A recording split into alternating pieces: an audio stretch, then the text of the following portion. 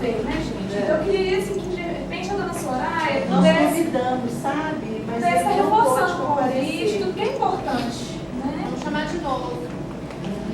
Falar que nós sentimos a falta dele. E outra coisa, e o conselho tutelar da região. Qual o conselho tutelar de qual região que está aqui? Isso ajudou muito, sabe? Porque realmente a senhora não tem condições de responder. Mas assim, de ver o caso da Churinha, né? Júlia, né? Da Claudinha. De qual conselho tutelar que é? Da Norte, da Noroeste? Porque aí os conselheiros, e fazer um convite para os conselheiros também, porque a senhora não vai dar conta de responder tudo.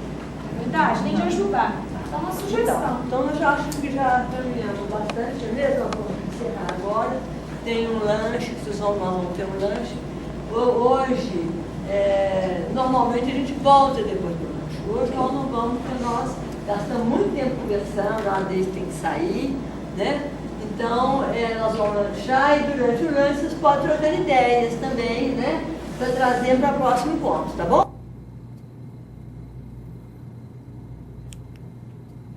Então, encerrando o encontro sem fechar o atendimento sistêmico. Esse é um aspecto importante da atuação da equipe. É lembrada a possibilidade de se convidar outras pessoas para um próximo encontro, deixa-se aberto a continuidade das conversações. E o encerramento com uma palavra. O que é que vocês estão levando desse encontro com vocês e palmas para todos no final. As palavras que foram faladas: união, esperança, compromisso, trabalho, comprometimento, alegria, família, fé, possibilidades, união, cooperação. A teoria sobre essa parte da nossa metodologia, que é o trabalho com o processo da rede, está em 2 textos, mas está também na nossa bibliografia do nosso livro. E é importante a gente lembrar que algumas descrições que são dadas pelos teóricos enfatizam mais a ação do coordenador. Por exemplo, na fase de retribalização, enfatiza-se a ação do coordenador. Porém, em outras descrições de outras fases, enfatiza-se mais o processo da rede. Por exemplo, na fase de depressão. É uma fase que acontece naturalmente em função do processo da rede, né? E que efeitos a gente tem obtido com a aplicação dessa metodologia? Surge um sistema colaborativo que propicia a co-construção, construção conjunta de solução para a situação problema. E, consequentemente, já que a situação problema teve uma solução encaminhada, dissolve-se o SDP, o que significa que aquele sistema, pessoas conversando sobre a situação problema, não tem mais por que continuar com esse assunto. Pode surgir outra situação problema e se constituir um outro SDP em torno de uma outra situação. Então, a aplicação da nossa metodologia de atendimento sistêmico, ela propicia que levemos conosco regras de relação que privilegiem participação, colaboração e responsabilidade na construção do bem comum. Que nós mudemos a forma de nos relacionar, as relações que nós constituímos e vivemos, e que nós vivamos um novo contexto social que viabilize o desenvolvimento da cidadania. Desenvolvimento da cidadania tem sido uma expressão tão usada, e a gente acredita que a nossa metodologia viabiliza concretizar de fato esse desenvolvimento da cidadania. Então, para obter mais informações sobre como coordenar o processo da rede, tem um texto que tem esse título, está no volume 3 da nossa obra. O volume 3 é esse daqui, que é o terceiro volume que fala das aplicações da metodologia. Para ver como tem sido usada a metodologia em diferentes situações, problemas, tem também um texto nesse mesmo volume, que é o uso da metodologia de atendimento sistêmico em diferentes contextos de prática profissional. Vou mostrar de novo? Então, é esse o volume 3, são os 3 volumes, têm a mesma capa com cores diferentes. O primeiro é laranja, o segundo é verde e esse último é azul.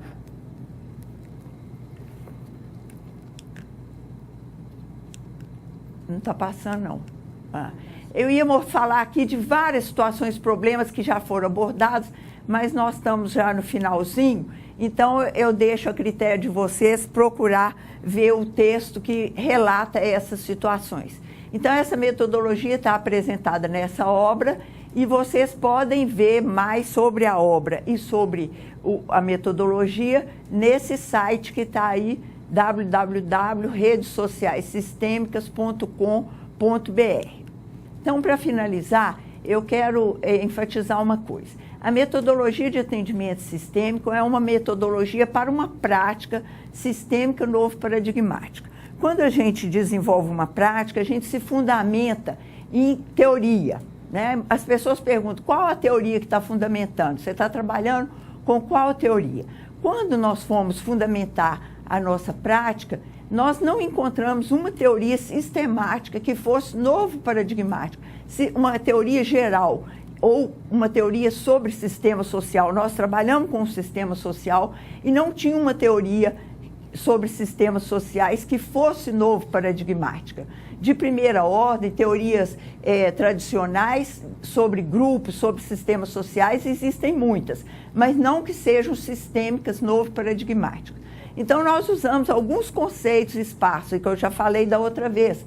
Falei do conceito de SDP, o conceito de co-construção, o conceito de sistema linguístico. Mas hoje eu tenho a alegria de anunciar para vocês que dentro de 2 ou 3 semanas vocês terão a possibilidade de um livro que apresenta a nova teoria geral dos sistemas, que é um livro, uma nova teoria que foi embasada no trabalho de Humberto Maturana e que, portanto, é uma teoria novo paradigmática.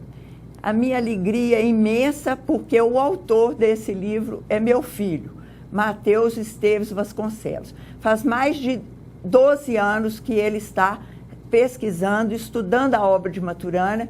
Então, aqui ele encontrou na obra de Maturana, que é um biólogo que escreveu para os sistemas vivos a teoria da autopoiese, e o Matheus identificou nessa teoria os princípios que podem ser usados para os sistemas em geral, inclusive para os sistemas sociais, o que o Maturana nunca tinha explicitado.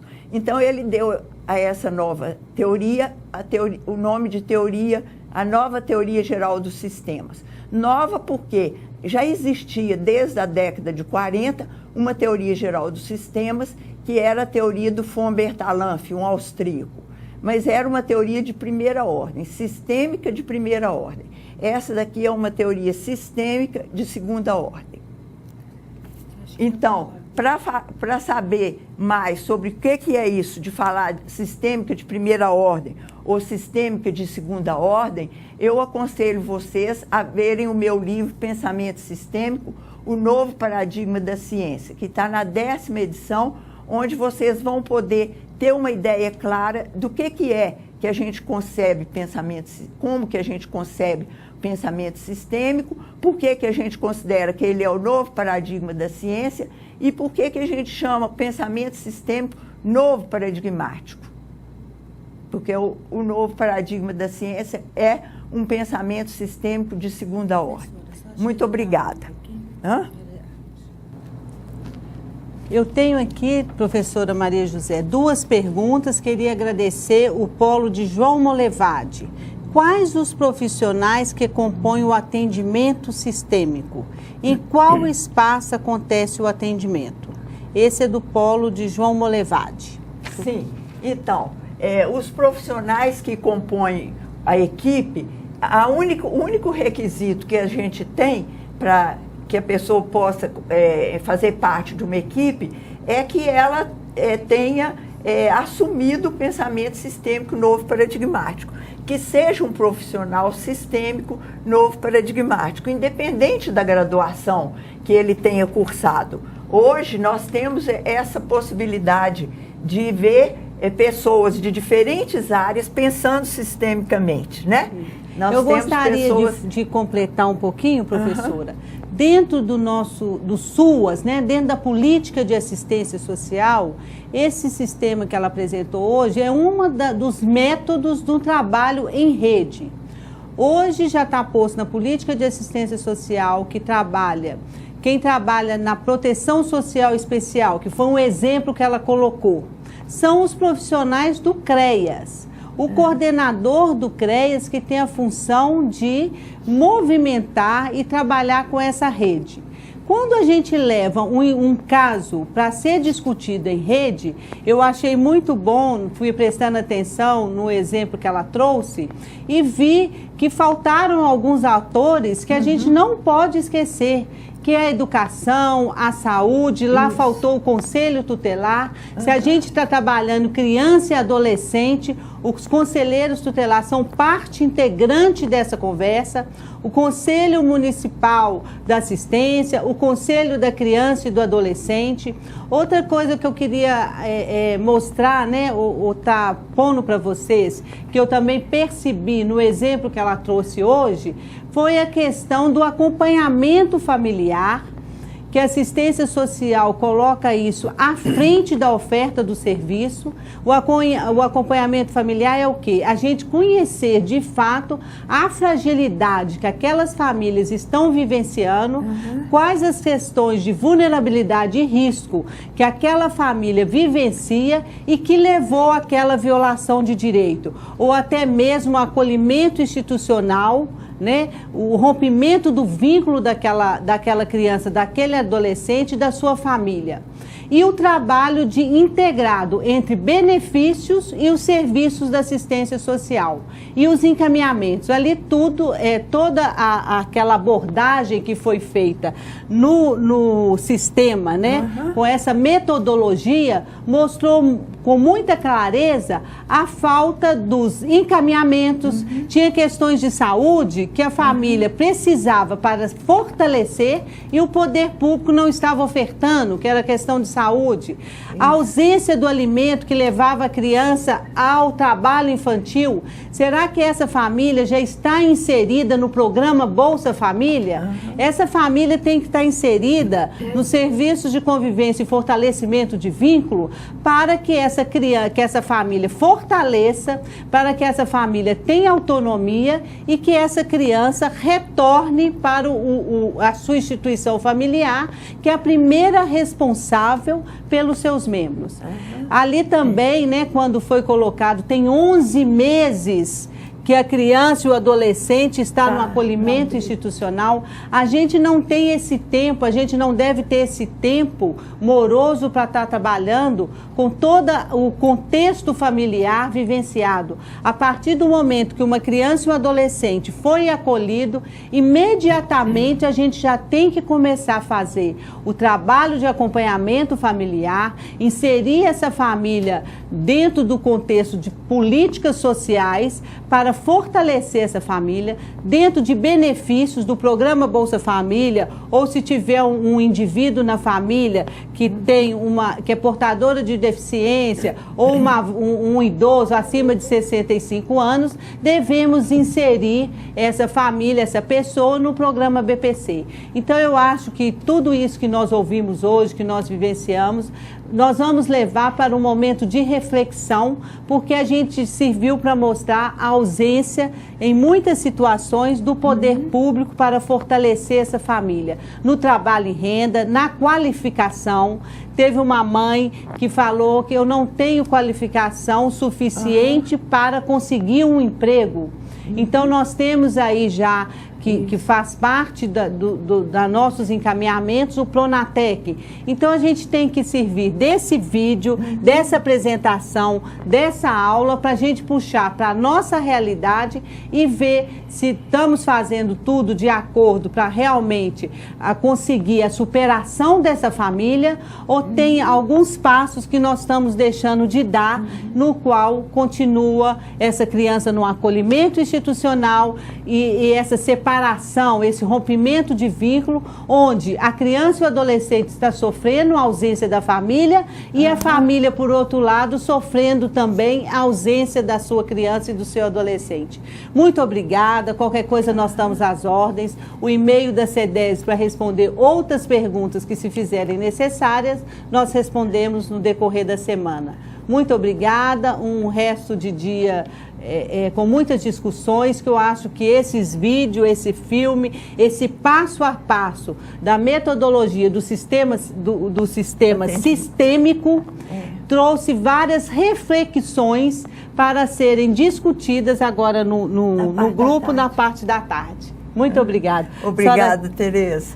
Então, eu só queria complementar uma coisa, lembrar que nós vimos uma parte do primeiro encontro conversacional e que a metodologia implica em ter 3, 4 encontros conversacionais. E essa ampliação, essa identificação de quem mais nós precisamos ter aqui, ela pode ser feita de um encontro para o próximo e ampliando o sistema, ampliando a rede, de forma que tenha todos os atores importantes para encaminhar daquele contexto, né, de dificuldades, de vivências que estão sendo trazidas para aquele grupo. Muitas vezes a gente lembra, né, de um outro ator. Mas eu quis alertar a questão do Conselho Tutelar e dos Conselhos da Criança e da Assistência, porque criança, né, e idosos são os prioritários e tem as legislações bem claras. E a gente sabe da competência do Conselho Tutelar, e quando a gente fala de criança e adolescente, a gente não pode esquecer do Conselho Tutelar. E quando é questão de abrigamento, de acolhimento institucional, do judiciário, porque só mantém uma criança, ela só é acolhida, protegida a partir de uma determinação judicial.